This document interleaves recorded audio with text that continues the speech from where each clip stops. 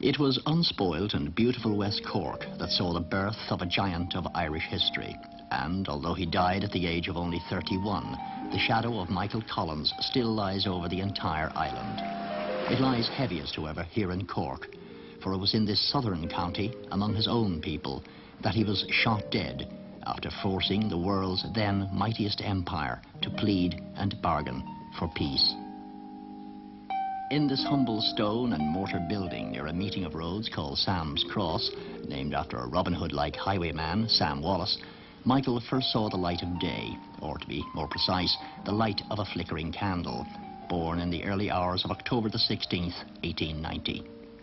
His father, after whom he was named, a builder and carpenter as well as farmer of 90 acres, had married very late in life a 23-year-old fatherless girl, Mary Ann O'Brien, from just up the road. The great disparity in ages wasn't a hindrance to a happy marriage, and the home was filled with love and 8 children, 3 boys and 5 girls. Michael, the youngest, was born when his father was 75 years old. In later years, Michael would confess that he couldn't remember his father's face, but could vividly remember long and cherished chats together as they went to bring in the cows for milking. He was just 6 and a half when his father died as a result of a heart attack. On his deathbed, Michael Sr. told the assembled family, "Mind that child, he'll be a great man yet and will do great things for Ireland."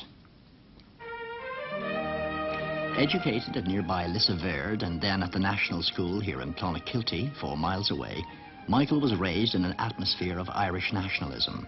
His teacher was an old member of the Irish Republican Brotherhood, which sought the independence of Ireland from Britain by armed force, if necessary. Michael, in later life, would become a member of this secret body. The other great influence on the young Michael was James Santry, the local blacksmith, whose father had forged pikes for rebellions in 1848 and 67. Here he listened, enraptured by tales of daring and sacrifice by the old Fenians, and perhaps dreaming of surpassing their exploits. But there were other activities for a young and boisterous boy. He spent many hours here on Black Strand, near his home, with schoolmates, bathing, although strangely Michael never learned to swim, fishing, and what became a lifetime pastime, grabbing a bit of ear. A rough and tumble bout of wrestling which would end only when one of the contestants was incapable of continuing. Michael, already showing sturdiness, usually won. Defeat infuriated him.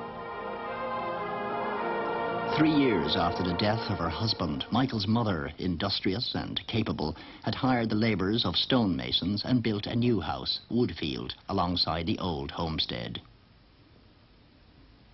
Today, only the gateposts remain and a vague outline on the bramble-strewn ground which held the pride of her life, her front flower garden. Her happiness was to be relatively short-lived. 4 years later, 15-year-old Michael crossed the Irish Sea.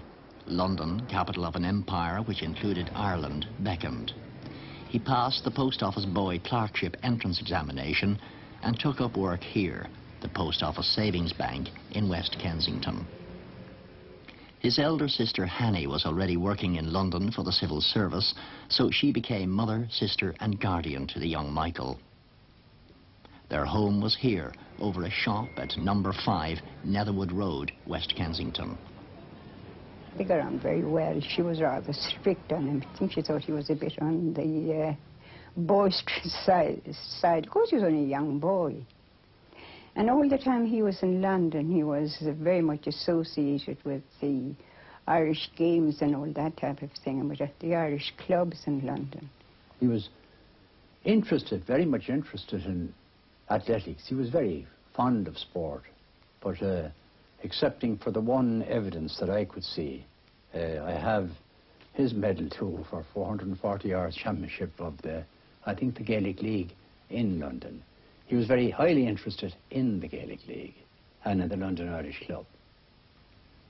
He grew into a fine young man, 5 feet 11 inches tall and well built.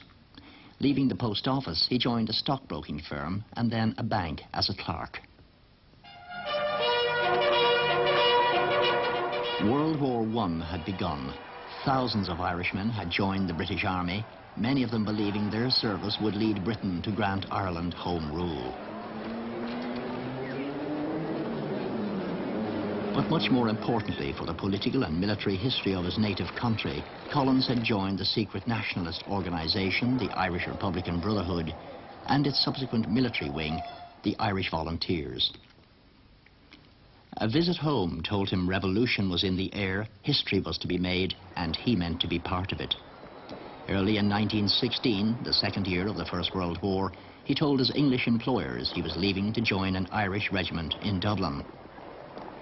The assumption on their part was, naturally, a regiment of the British Army.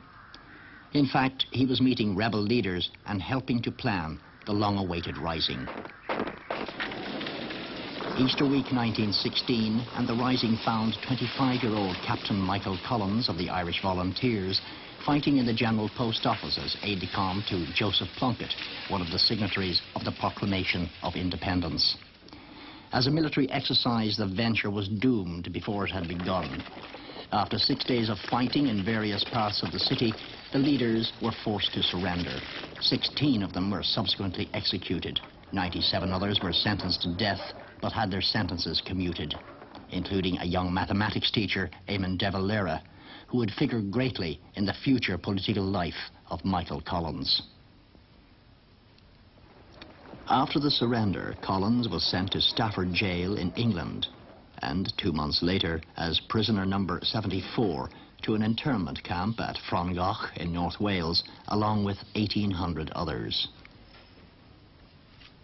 Collins dabbled in poetry, as well as teaching Irish history to fellow internees. During this time, Collins emerged as a natural boss. He was elected leader of Hut Number 10 and also earned the abiding nickname, the Big Fellow. He was a very lively character as a young man. He was in on everything. He'd sing a song, or he'd indulge in a game, he'd do anything. And I suppose there were two ways you could look on the big fellow idea. It wasn't because of his stature, though he was reasonably big, but he wasn't as big as many of his comrades indeed. But I think that his friends would say he's a big fella because he was an enormously able young man and showed great promise. But his enemies would say he was called a big fella because he used the Cork expression. He must have been a bit of a show-off, so you can take it any way you like. Under international pressure, Britain released the internees on the 22nd of December 1916. Reviled by fellow citizens at the time of the rising, they found the political climate changed, largely because of the execution of the leaders. The volunteers came home as heroes.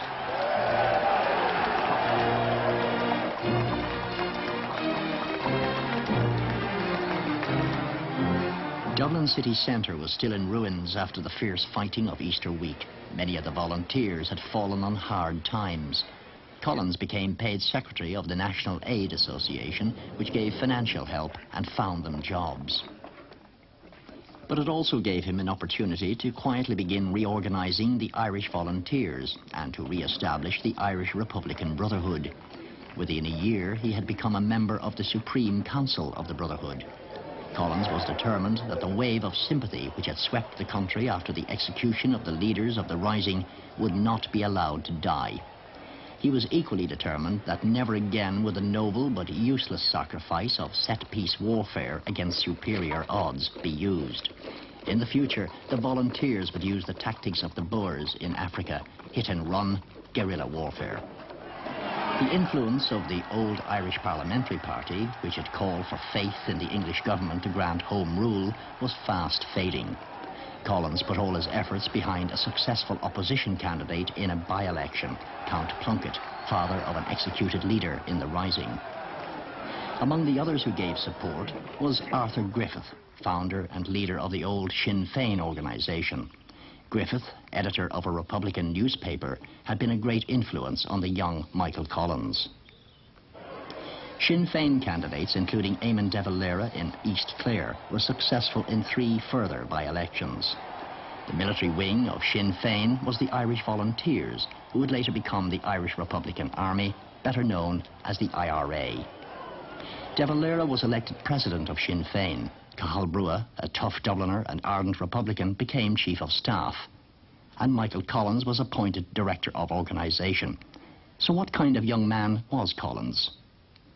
The facts about Michael Collins are all here. That's the file on Michael Collins, the best that American money can buy. It's compiled by Arthur Schlesinger Jr., great historian, and maybe 16 historians. And every fact on Michael Collins is in here. Every interview, every person he ever spoke to, every document, diaries, bits of paper he left around, they're all here. All the facts. And these facts tell you that he was brave, handsome, charming, ruthless, courageous, charismatic, a great leader.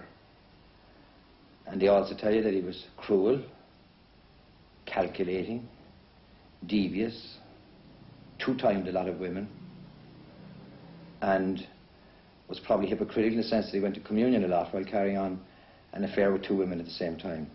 So they're the facts about Michael Collins, and they don't amount to the truth about him. That's the problem. In 1918, Sinn Féin, including Michael Collins in South Cork, had an overwhelming victory in the general election. The party refused to attend Westminster Parliament and instead set up an Irish Parliament in Dublin, known as Dáil Éireann, proclaiming a republic. De Valera was elected President, Arthur Griffith Vice President and Minister for Home Affairs, Cathal Brugha Minister for Defence, and Michael Collins Minister for Finance. In addition, Collins became Adjutant General of the Irish Volunteers and, most importantly of all, Director of Intelligence. But by now there had been another great development in the life of Michael Collins. During a visit to Granard in County Longford for a by-election campaign in May 1917, he had stayed here at the Greville Arms Hotel and fallen helplessly in love with the attractive daughter of the family. Catherine Bridget Kiernan, known to all as Kitty, was the second eldest of 5 children who had lost their parents when Kitty was just 16 years of age. Kitty had always been more mature than many of her contemporaries. She and her elder sister successfully took over the family enterprises, which included a sizable section of the town's commerce. Not only the hotel, but a bar, grocery, hardware and timber store, a bakery and an undertaking business.